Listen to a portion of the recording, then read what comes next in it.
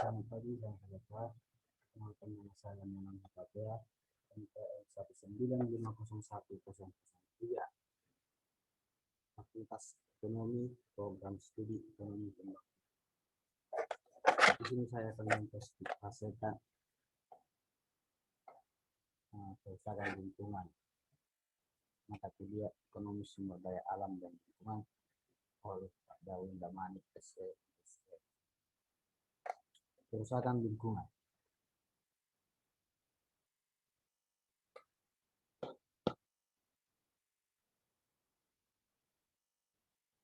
Solusi teknologi bukan solusi hal. Semua solusi teknologi membutuhkan biaya tinggi.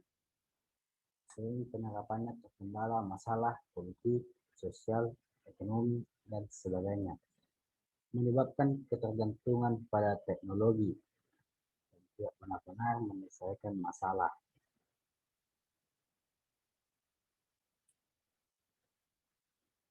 Mencari sebab fundamental meningkatnya emisi CO2 dan berkurangnya absorber CO2 adalah akibat aktivitas manusia.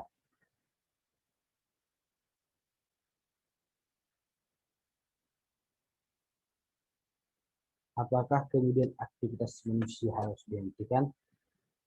Industri dihentikan, transportasi dihentikan, listrik dipadamkan, tidak usah bangun rumah, tidak usah pakai kertas,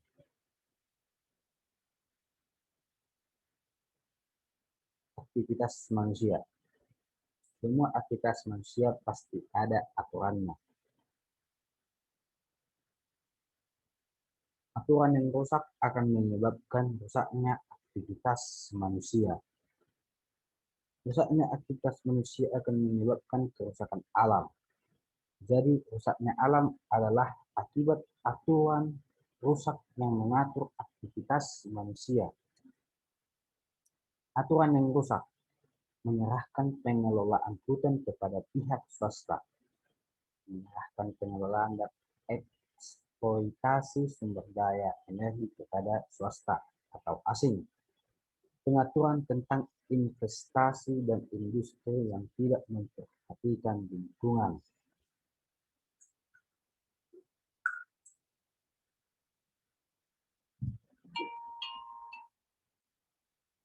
Aturan yang rusak. Mengapa pengelolaan hutan diserahkan ke swasta?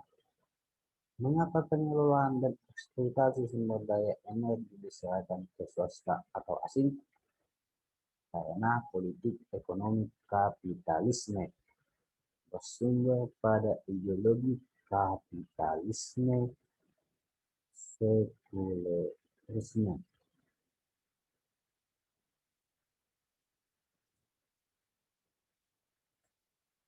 Aturan rusak.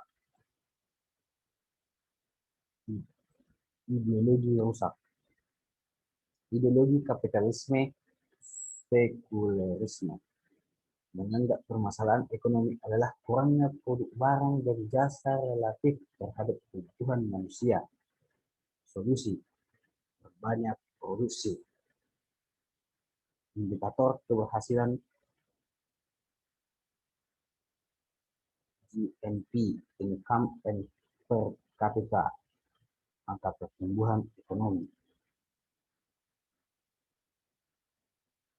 Cara memperbanyak produksi, baik kebebasan dalam beraktivitas ekonomi, kebebasan kepemilikan.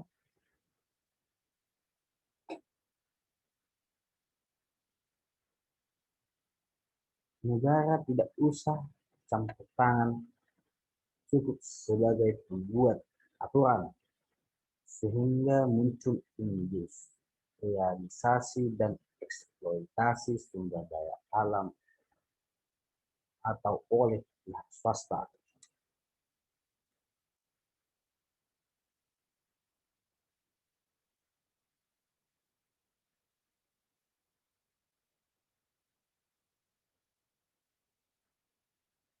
Industrialisasi membutuhkan energi yang banyak, pembangkit energi meningkat, pembakaran karbon meningkat, Industri butuh sumber bahan baku, eksploitasi alam meningkat, hutan dirusak.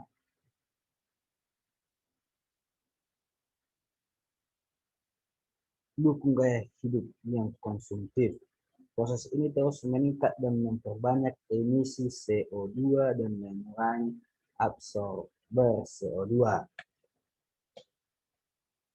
Jadi sebab fundamental pemanasan global. Diterapkannya aturan-aturan kehidupan yang bersumber dari ideologi kapitalisme. Solusi fundamental, gantikan tata aturan yang berasal dari ideologi kapitalisme dengan tata aturan yang benar. Ganti dengan apa? Tawaran solusi dari Islam. Nah, di sini tidak ada lagi untuk penjelasannya, tapi kita akan coba menjawab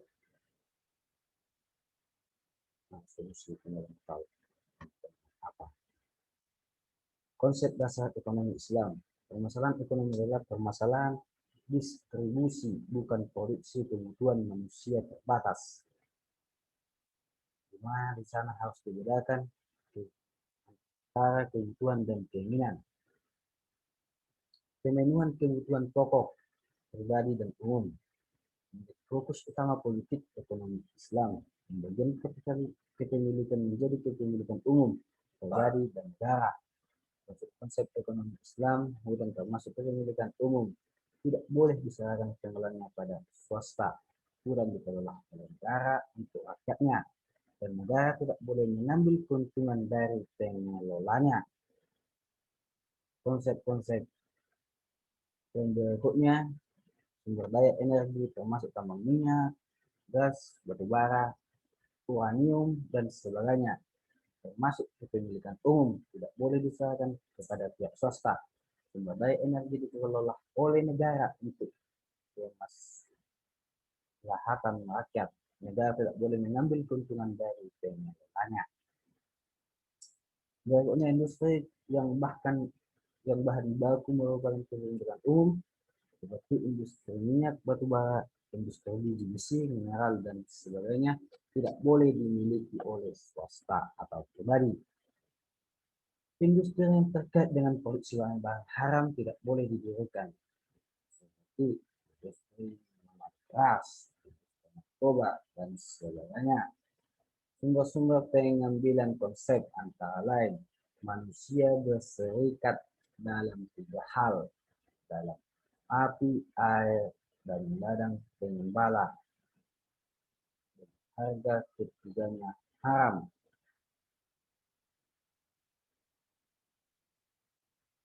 Bila solusi ini diterapkan, sumber-sumber energi akan dikelola negara seperti tambang minyak, gas, mineral, dan industri yang terkait dengannya. Penghematan energi lebih mudah dilakukan, negara juga akan mengusahakan energi baru yang terbarukan. Hutan akan dikelola negara. Hutan akan terkendali, konservasi hutan dan vegetasi lainnya menjadi tanggung jawab negara. Industri akan tumbuh dengan efisien, gaya hidup konsumtif berkurang, pemenuhan kebutuhan ekonomi menjadi target utama. Pertumbuhan industri tidak sekedar untuk memperbesar produksi. Akibatnya, emisi CO2 antropogenik akan berkurang, absorber CO2 akan terjaga dan bahkan bertambah. Pemanasan global tidak terjadi, biaya untuk menghasilkan teknologi terkait pemasangan global bisa dihemat. Sekian dan terima kasih. Jika ada kekurangan atau kesalahan dalam presentasi saya mohon maaf. Lebih kurangnya tinggalkan komentar di bawah untuk perbaikan lebih lanjut ke depannya. Sekian.